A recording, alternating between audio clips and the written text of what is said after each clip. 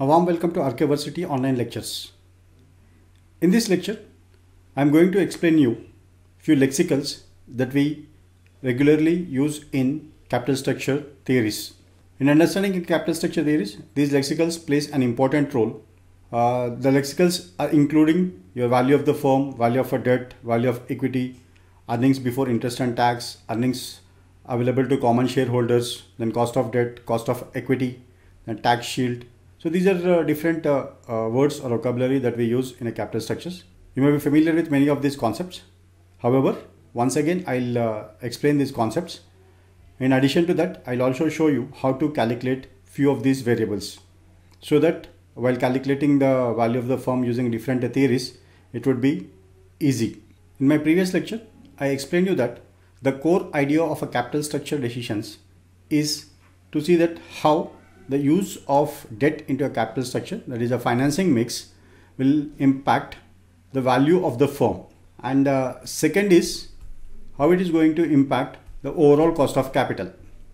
Now we'll define few words, that is what is the value of the firm.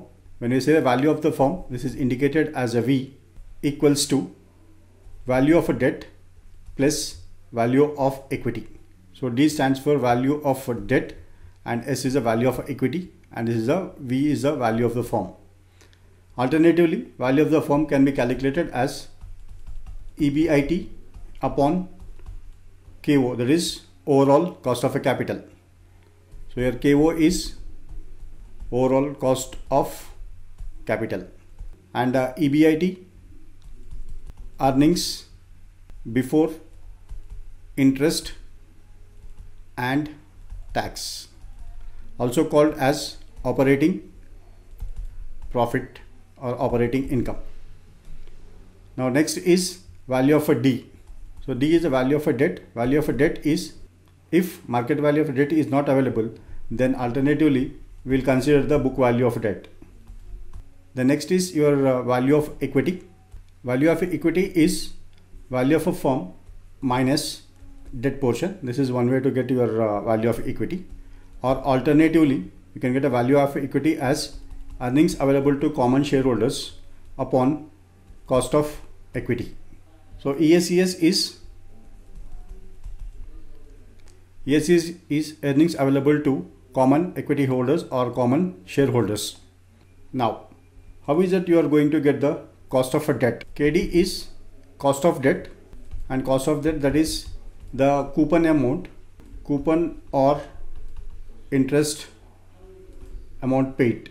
Coupon or interest amount paid is your cost of debt.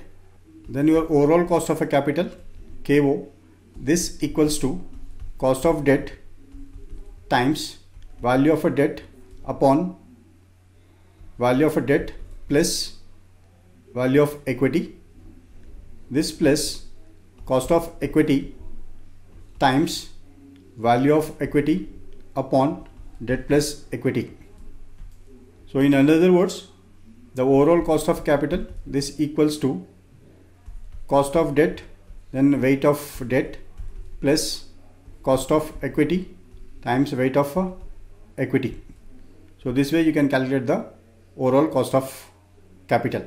Then value of a tax shield. So here when we are talking about a present value of a tax shield, present value of a tax shield is debt times tax rate.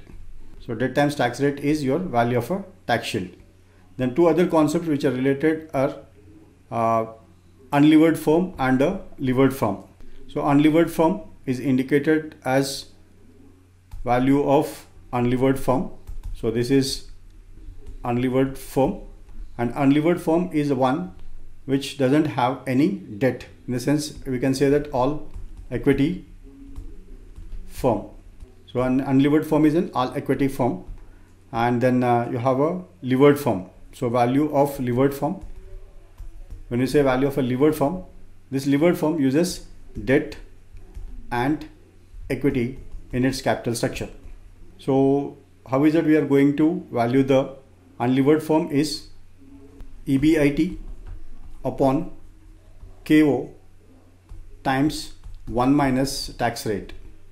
So this is how we calculate the value of a unlevered firm. Now how is it we are going to evaluate the value of a levered firm is value of a levered firm. This equals to value of unlevered firm plus tax shield.